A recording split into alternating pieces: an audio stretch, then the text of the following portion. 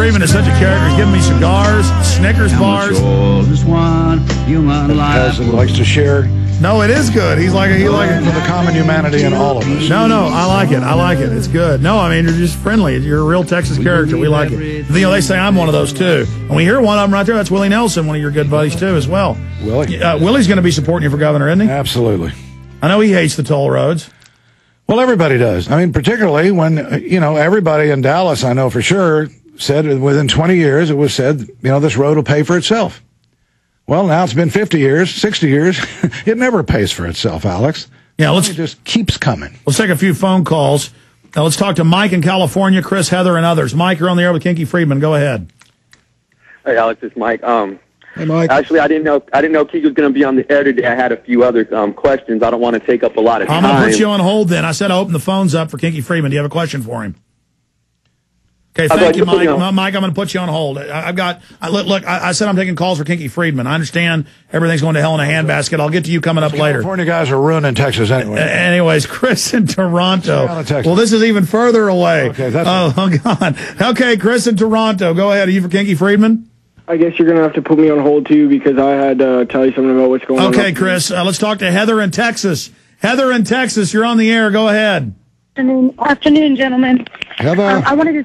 Hello. I wanted to talk to you about how you felt about the sobriety checkpoints that was in legislation in Congress. The blood sucking. We got the feds coming in, and they take your blood with these fake group warrants, and they want to do it statewide. Are you for cops with injectors and are sucking blood? No, of course I'm not. And I think the legislature has been I can't believe the kind of what they're dealing with, what they're spending time that they think is important.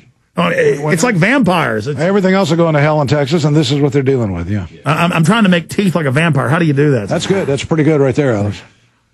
If I do that to my 1-year-old, she starts crying. Look at that. Anyway, it's a big, ugly face. And you're about to start crying? You don't like it? You spook little Juford there. He's a Jew, and he drives a Ford, little Juford. Oh, my God. Oh, my God. Okay. Heather, anything else? No, more seriously, I wanted to hear, it's going to come up next session in 2 years. That'll be his term. He'll be in term, hopefully, when he wins. And I want to know if he's going to take a stance against that. Yes, that it does not pass here in Austin. I'm with you. You're going to say no Soviet checkpoints. No. I'm with you, Heather. Okay. All right, thank you so much, Heather. Rusty in Texas. Yeah. Rusty in Texas, go ahead. I would just like to say that I voted for you, Mr. Friedman, and me and my brother both are disabled veterans from this current war.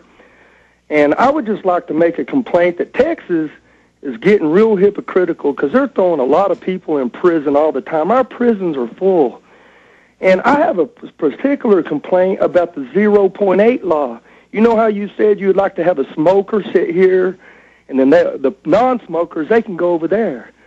Well, how can you get a zero? Most people, when they go to the bar to go have a beer, they don't have one beer. They go to the bar and they have 3 or 4, and they drive home. But they don't have, the majority of the people won't cross the line and have an accident, but they're just throwing people in jail everywhere. Forget that. They're trying to lower it down to 0. I mean, like 0.1 where anything. Yeah, I mean, the hall monitors have grown up, and we've got to deal with it. They're trying to say any alcohol, and now they say little breath mints and stuff have enough to give it to you. No, it's a mess, and it's a bad priority. Mothers Against Drunk Driving really are out of control. I mean, wanting these checkpoints. You know, my problem's up in Dallas when I took a sip of Guinness during the St. Patty's Day parade, and I said I finally... Tell you what, 60-second break. Do 5 more minutes with us. Guinness, but I didn't swallow. All right. Thank you.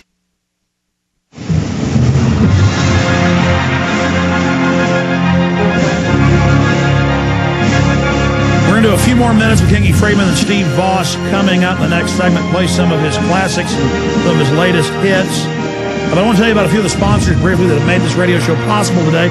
One of them is EcoloBlue.com, ECOLO Blue.com, or 1-800-691-6043. This is an atmospheric water generator for the home. It grabs the humidity out of the air, then sends it through 7 different filters, including carbon, reverse osmosis, and a UV antibacterial, antifungal light. Just an amazing system. Pays for itself in 1 year if you buy your water from the store. Pure clean water without the fluoride, unlimited water, the humidity in the air. Check them out today at www.acolablue.com or 1-800-691-6043. 1-800-691-6043. And obviously, Kinky, if you win as governor, you are still going to come in studio with us, or can come down and interview you at the governor's mansion. Anytime, Alex. Quickly, who do you think firebombed the governor's mansion? I think it was Sam Houston and Davy Crockett's ghost trying to get his ass out of there.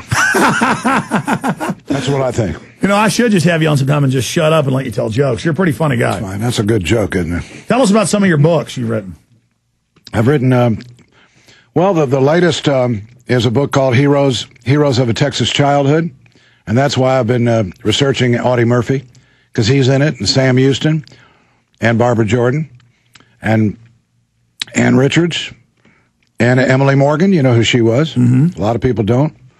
A lot of people never heard of Audie Murphy. I mean, you know, that's kind of why this book is written. Are you kidding? A lot of kids don't know who George Washington was. No, they don't. I ran into a lawyer at a kolache place on the way to Houston. He said his whole class, he's a teacher there at Houston, whatever it is, law school there. Nobody in the class knew what VJ Day was. So he says, well, I'll give you a hint. It's 1945. It's August 1945. VJ Day. Do you know what it was? No one knew. He said, well, it's victory over Japan, as a matter of fact. August 14th, whatever, 1945. And they said, well, we're not history majors. Yeah. And they don't know how exciting history is, all the little pieces and how it all connects together. These are all lawyers. I mean, these are kind of it's And so they don't know the government wanting to take blood at checkpoints is Nazi Germany. That's right. Can you imagine an old black and white movie about the Germans and they were taking blood? It'd be like those damn Nazis. And now it's like we're doing it, and it's a good thing. Let's take another call. Lyndon, California, for Kinky Friedman. Final call for Kinky.